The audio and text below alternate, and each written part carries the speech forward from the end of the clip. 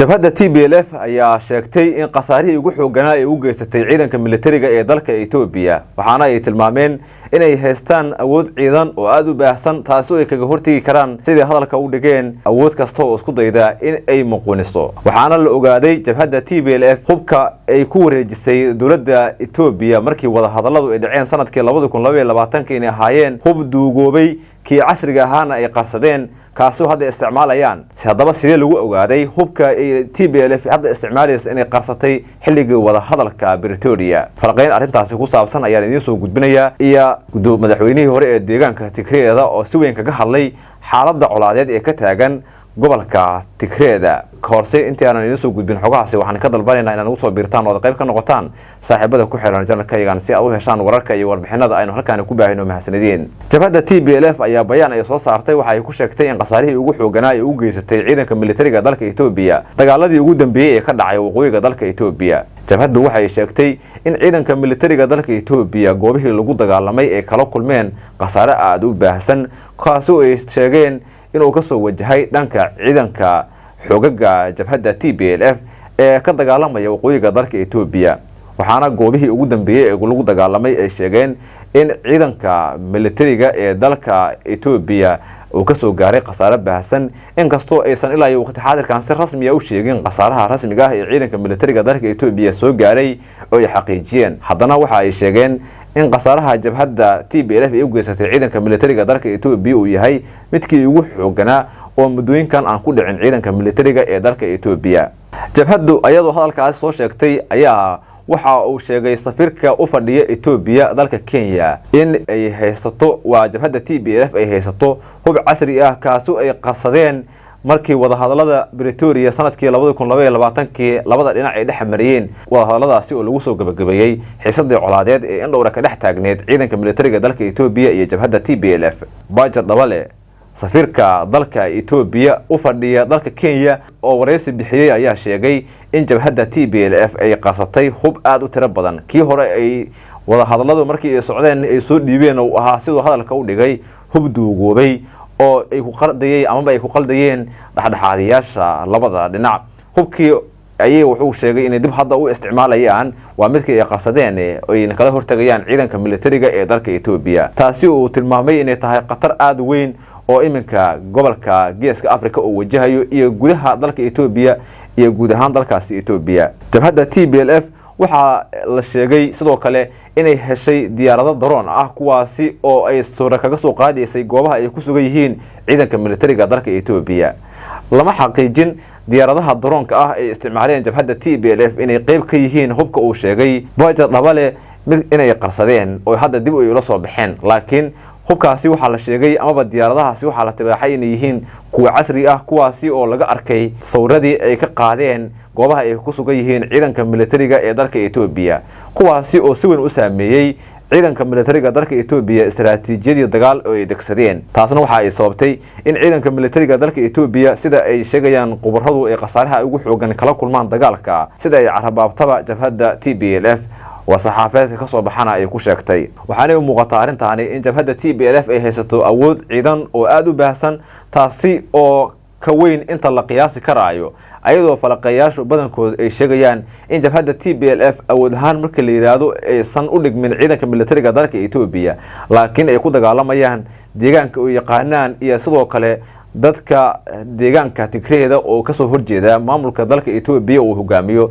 Ra'iisul Wasaare Abiy Ahmed waxaana safiirkan oo kolkii hore ahaa afayeenkii ciidamada dalka Itoobiya waa Bajar Dabale oo si weyn kaga hadlay xaaladda colaadeed ee ka taagan dalka Itoobiya gaar ahaan waqooyiga dalka Itoobiya asagoo sheegay in ay si weyn u qiyaantay dawladda Itoobiya jabhadda TPLF xilligii wada hadalka Pretoria taasoo ka dhigan in jabhadda TPLF aysan kolkii horeba wada hadalku daacad ka ahayn oo ay ka cabsi qabto markasta inay wax isbedelaan ayadoo haddana sidii ay wax u dhaceen ay u diyaarsan tahana inay ka hortagto jabhadda TPLF weerar kasta ka yimaada ciidanka militariga dalka Itoobiya isku soo wada duubo xaaladda ka taagan waqooyiga dalka Itoobiya waxa ay tahay mid abni oo aad u sarreysa ayadoo jabhadda TPLF maalmihii u dambeeyayba ay sameynaysay dhaqdhaqaaq ciidankii ugu sarreeyay dagaalo kala duwan ayaana dolaad ka dhacay meel aan ka fogeyn wadada xiriirisa Djibouti iyo Ethiopia taasi oo khasaare xooggan uu ka soo gaaray labada ciidan ee jabhadda TPLF xoogagooda iyo kuwa dowladda federaalka ee Ethiopia dagaaladaas ayaa geystay sida ay dad goobjoogayaalihi u sheegeen warbaahinta khasaare nafeed oo soo kala gaaray labada dhinac inkastoo aan ilaa waqti xaadirkan la ogeyn khasaaraha rasmiga ah ee dagaalkaasi ka dhashay xoguhu ugu dambeeyay waxa ay warinayaan dhinacyadu inay wali is hor fadhiyaan marka sanad dagaal xooggan uu ka qarxi karo dhinacyadu halkay isku hayaan oo ah goobaha ay xuduudka ka yihiin dalalka Suudaan iyo Ethiopia meelaha ugu daran waxa ay yihiin oo dhinacyadu isku hayaan dhinaca xadka wadanka Suudaan iyo Ethiopia gaar ahaanna Walqayd khubura iyo shiraaro halkaasi oo ciidanka militariga dalka Ethiopia iyo jabhadda TPLF ay indhoor ku dagaalamayeen goobihii ugu dambeeyay oo habeen hore dagaalku ka dhacay waxa la sheegay inay yihiin goobo toddobaad ka hor ee jabhadda TPLF ay soo galeen laakiinse horey looga saaray oo ay ka baxeen jabhadda TPLF ciidanka militariga dalka Ethiopia ay gacanta ku hayeen dhankiisa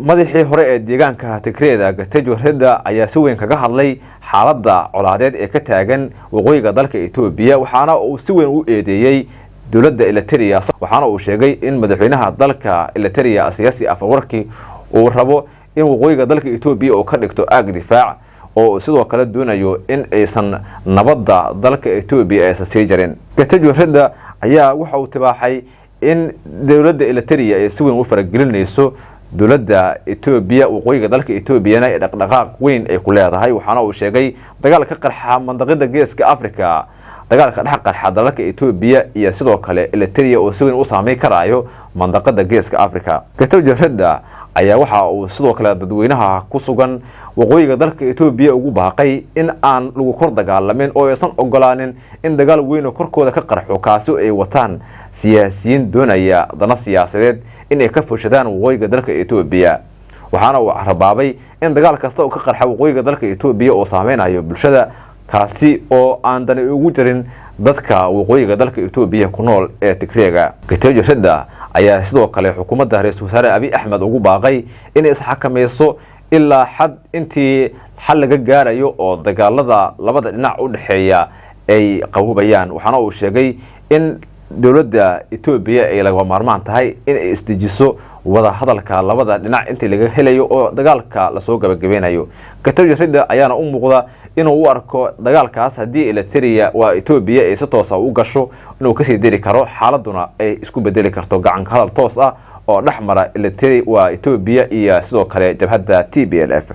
beesha caalamka ay ugu baaqay Getachew Reda madaxii hore ee deegaanka Tigreeda in ay si weyn labada dhinac u soo farageliyaan si loo soo qaboojiyo xiisadda colaadeed ee ka soo cusboonaatay waqooyiga dalka Ethiopia taasoo si weyn u saameysay waqooyiga dalka Ethiopia sidoo kalena laga cabsi qabo inay saameyn xoogan ku yeelato mandaqada geeska Afrika oo idil hadalka Getachew Reda ayaa imaanaya ayadoo waqooyiga dalka Ethiopia xaaladiisa si weyn looga dayrinayo midowga Yurubna ay soo saareen war saxaafadeed kaasoo ay ku sheegeen inay dhinacyadu u soo noqdaan wada hadalka iyo sidoo kale xal u helitaanka xiisadaha colaadeed ee ka soo dhex cusboonaaday Ethiopia iyo Eritrea kuwaasi oo si weyn u saameeyay waqooyiga dalka Ethiopia goobaha ugu badan amaba magaalooyin fara badan waqooyiga dalka Ethiopia ku yaalna dadkii ku sugnaa si weyn u saameeyay dadka shacabka ee ku nool waqooyiga dalka Ethiopia ayaana dagaaladaas sida ay sheegeen midowga Yurub saameyn xooggan ay ku yeesheen waxaana macadka nabadda ee Yurub oo ku heerta sheegay in loo baahan yahay dhinacyadu inay wada hadlaan oo iska fahmaan dagaalka waxyaabaha sababay sidoo kalena miiska wada hadalka ay isku soo noqdaan hayeeshee dhinacyadu ma muuqato ilaa hadda waan ay xal amaba hayeeshee ilaa waqti xaadirkan ma muuqdo xal ay labada dhinac ku wada hadli karaan oo ay ku soo gabagabay karaan xiisadda colaadeed ee u dhaxeysa dhinacyadan waxay ka soo kordha xaaladda colaadeed ee ka taagan waqooyiga dalka Ethiopia waxaad ku maqli doontaan falaqaynta iyo wararka soo aadan oo ka baxaya channelka YouTube mahadsanidin